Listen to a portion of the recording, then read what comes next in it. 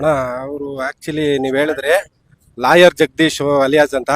ಅವರು ಲಾಯರ್ ಜಗದೀಶ್ ಅಲ್ಲ, ಹುಚ್ಚ ಜಗದೀಶ್.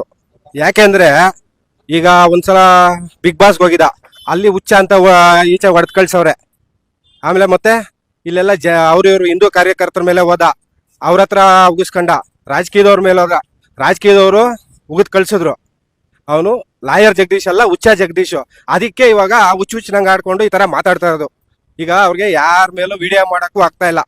ಆಟೋ ಚಾಲಕರ ಮೇಲೆ ವಿಡಿಯೋ ಮಾಡಬೇಕು, ವ್ಯೂಸ್ ತಗೋಬೇಕು, ಮಾಡ್ತಾವನೆ. ಇದು ಆಟೋ ಚಾಲಕರ ಮೇಲೆ. ಚಾಲಕರು ಈಗ ಸಿಡಿದೆದ್ದಿರುವಂತಹದ್ದು. ಲಾಯರ್ ಜಗದೀಶ್ ಮಾತನಾಡುವಂತಹ ಸಂದರ್ಭದಲ್ಲಿ ಆಟೋ ಚಾಲಕರು ಪ್ಯಾಸೆಂಜರ್ಗಳ ಮೇಲೆ ದಾಳಿ ಮಾಡ್ತಾರೆ ಸುಖ ಸುಮ್ಮನೆ. ನಿಶ್ಚಿತ ಹಣಕ್ಕಿಂತಲೂ ಹೆಚ್ಚಿನ ಹಣಕ್ಕೆ ಬೇಡಿಕೆ ಇಡ್ತಾರೆ. ಕೊಡದೇ ಇದ್ದಾಗ ಬ್ಲ್ಯಾಕ್ ಮೇಲ್ ಮಾಡ್ತಾರೆ, ಅವರನ್ನು ಹೊಡೆಯೋದಕ್ಕೆ ಹೋಗ್ತಾರೆ. ಬೆಂಗಳೂರಿನ ಕ್ರೈಮ್ ರೇಟ್ಗಳ ಪೈಕಿ ಎಷ್ಟು ಜನ ಆಟೋ ಡ್ರೈವರ್ಗಳು ಅದರಲ್ಲಿ ಇನ್ವಾಲ್ವ್ ಆಗಿದ್ದಾರೆ? ಲಾಯರ್ ಜಗದೀಶ್ ಅವರೊಬ್ಬರು ವಕೀಲರು, ಅವರಿಗೆ ಆ ಥರದ ಬಗ್ಗೆ ಮಾಹಿತಿಗಳು ಸಿಗ್ತವೆ. ಸೊ ಇನ್ನು lawyer Jagadish versus auto driver. So ಈಗ ಆಟೋ ಡ್ರೈವರ್ಗಳ ವರ್ಷನನ್ನು ನೋಡ್ಕೊ ಬಂದ್ರೆ ಈಗ ಜಗದೀಶ್ ಏನು ಹೇಳಿದ್ದಾರೆ ಕೇಳಿಸ್ಕೊಂಡು ಬರೋಣ. ನಮಸ್ಕಾರ ಕರ್ನಾಟಕ. ಈ ಲೆಕ್ಕಾಚಾರ, ಆಟೋ ರಿಕ್ಷಾಗಳ ಲೆಕ್ಕಾಚಾರ ಏನಿದೆ ಅದು ಸಾರ್ವಜನಿಕ ಹಿತಾಸಕ್ತಿನಲ್ಲಿ. ನನ್ನದೇನು ಇಂಟ್ರೆಸ್ಟ್ ಏನಿಲ್ಲ ಅದರಲ್ಲಿ. ಅಕಸ್ಮಾತ್ ಈ ಬೆಂಗಳೂರಲ್ಲಿ 1,67,000 ಆಟೋಗಳಿಗೆ ಪರ್ಮಿಟ್ ಅನ್ನ ಕೊಟ್ಟು ಒಂದು ಅಂದಾಜಿನ ಪ್ರಕಾರ 16ರಿಂದ 18 ಲಕ್ಷ ಅನಧಿಕೃತ ಆಟೋಗಳು ಬೆಂಗಳೂರಲ್ಲಿ ಓಡಾಡ್ತಾ ಇದೆ ಅನ್ನೋದು ಒಂದು ಮಾಹಿತಿ, ಒಂದು ಸರ್ವೆ ಪ್ರಕಾರ ಒಂದು ಮಾಹಿತಿ ಇದೆ. ಸೊ ಆ ನಿಟ್ಟಿನಲ್ಲಿ ನಾವು ಬೆಂಗಳೂರನ್ನ ಡಿಕಂಜೆಸ್ಟ್ ಮಾಡಬೇಕು, ಟ್ರಾಫಿಕ್ ಇಂದ ಕಡಿಮೆ ಮಾಡಬೇಕು. ಆಮೇಲೆ ಎಲ್ಲ ಆಟೋ ಡ್ರೈವರ್ಗಳು ಅಲ್ಲ, ಆವರೇಜ್ 70 to 80% ಆಟೋ ಡ್ರೈವರ್ಗಳು ಗುಂಡಾಯಿಸಮ್ ಮಾಡೋದು, ಮೀಟರ್ ಆಗದಿರೋದು, ಕರೆಕ್ಟ್ ಕಡೆ ಬರದೇ ಇರೋದು, ಎಲ್ಲೊಂದಲ್ಲಿ ಪಾರ್ಕ್ ಮಾಡೋದು, ಯೂನಿಫಾರ್ಮ್ ಆಗದಿರೋದು, ಬುಕಿಂಗ್ ಮಾಡಿದ್ರೆ ಗುಂಪು ಸೇರಿಸ್ಕೊಂಡು ವಸೂಲಿ ಮಾಡೋದು, ಇದೆಲ್ಲ ಸರ್ವೇ ಸಾಮಾನ್ಯ ಆಗ್ಬಿಟ್ಟಿದೆ. ಓಕೆ, ಅದಕ್ಕೋಸ್ಕರನೇ ಆರ್ ಟಿ ಒ ಇಂದ ಮಾಹಿತಿಯನ್ನ ಕಾನೂನು ರೀತಿನಲ್ಲಿ ಮಾಡ್ತಾ ಇದೀವಿ. ನಾನೆಲ್ಲೂ ನಿಮ್ ರೀತಿ ಕೆಟ್ಟ ಭಾಷೆನಲ್ಲಿ ವಿಡಿಯೋ ಮಾಡಾಕೋದು, ಜಗ್ಗ ಮಗ್ಗ ಏನ್ ಬಾಯಿಗೆ ಬಂದಂಗೆ ನಿಮ್ ರೀತಿ ಕೆಟ್ಟದಾಗಿ, ಅಂದ್ರೆ ನೀವು ಯಾವ ಮಟ್ಟದ ಯಾವ ಮಟ್ಟದ ಲೆವೆಲ್ ಅವರು ಅಂತ ನೀವೇ ಹೇಳ್ಕೊಂತ ಇದ್ರಿ. ಎಲ್ಲರೂ ಅಲ್ಲ, ನೀವುಗಳು ವಿಡಿಯೋ ಮಾಡಾಕೋದ್ರಿಂದ ನನಗೇನು ಹೇಳದಲ್ಲ, ನಾನು ತುಳಿದಷ್ಟು ಬೆಳೆದವನು, ಯಾವುದೇ ವಿರೋಧಕ್ಕೆ ಜಗ್ಗಿಲ್ಲ, ಬಗ್ಗಿಲ್ಲ, ತಗ್ಗಿಲ್ಲ. 4 ಬಾರಿ ಜೈಲಿಗೆ ಹೋಗಿದ್ದೀನಿ, 4 times. ಜೈಲಲ್ಲಿ ಕೂಡ ನೆಮ್ಮದಿ ಕೊಡಿಲ್ಲ ವ್ಯವಸ್ಥೆಗೆ, ಸರ್ಕಾರಕ್ಕೆ, ಪೊಲೀಸರಿಗೆ, ಎಲ್ಲರಿಗೂ ಅಷ್ಟೇನೆ 4 times. ನಾನು ನಿಮ್ಗೆ ಕನ್ಫರ್ಮ್ ಆಗಿಲ್ಲ ಅಂದ್ರೆ 4 ಸತಿ ಜೈಲ್ಗೆ ಹೋಗಿರೋದು ಹೋರಾಟ ಮಾಡ್ಕೊಂಡು. ಒಬ್ಬ IPS ಬೀದಿಗೆ ತಗೊಂಡ್ಬಂದೆ, PSI ಹಗರಣವನ್ನ ಬೀದಿಗೆ ತಗೊಂಡ್ಬಂದೆ. 51 ಜನ IPS ಆಫೀಸರ್ನ ಬ್ಲಾಕ್ ಲಿಸ್ಟ್ ಮಾಡಿಸಿದ್ದೀನಿ 2011ರಲ್ಲಿ. ಅಂದಿನ ಹೋಮ್ ಮಿನಿಸ್ಟರ್ ಆರ್ ಅಶೋಕ್ ಮೇಲೆ ತೊಡೆ ತಟ್ಟಿ ಕಾನೂನು ರೀತಿಯಲ್ಲಿ ನಿಂತ್ಕೊಂಡಂತನು, ಬಿಜೆಪಿ ಅಕ್ರಮಗಳನ್ನ ಬೀದಿಗೆ ತಗೊಂಬಂದಂತನು ಹಿಂದಿನ ಸರ್ಕಾರದಂತನ.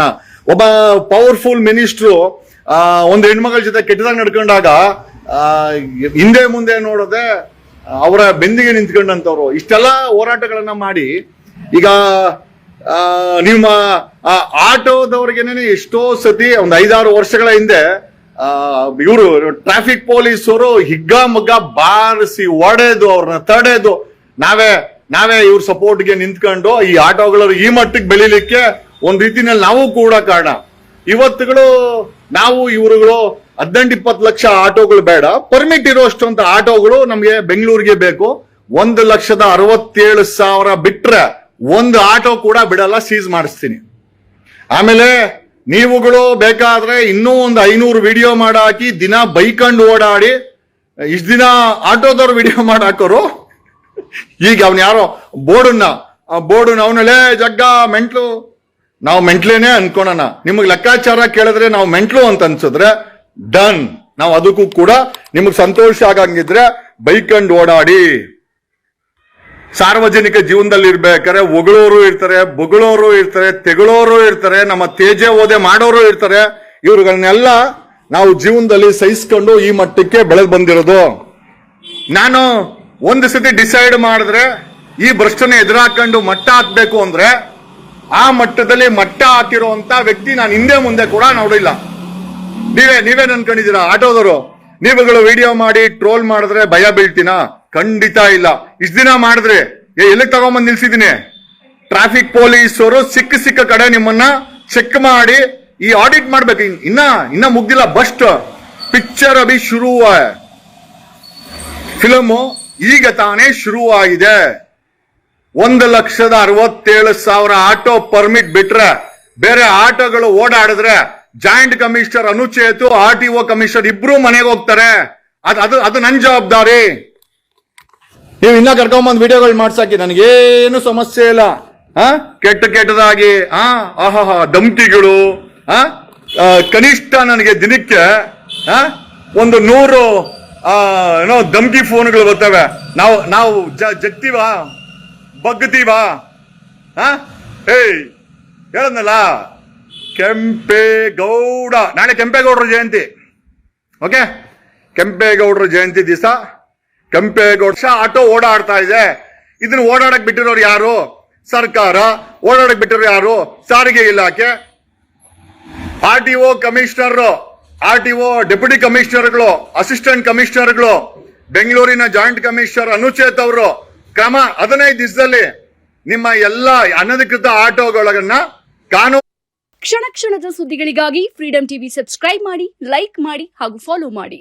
ಹೊಸ ಸುದ್ದಿಗಳ ನೋಟಿಫಿಕೇಶನ್ಗಾಗಿ ಬೆಲ್ ಐಕಾನ್ ಮೇಲೆ ಕ್ಲಿಕ್ ಮಾಡಿ.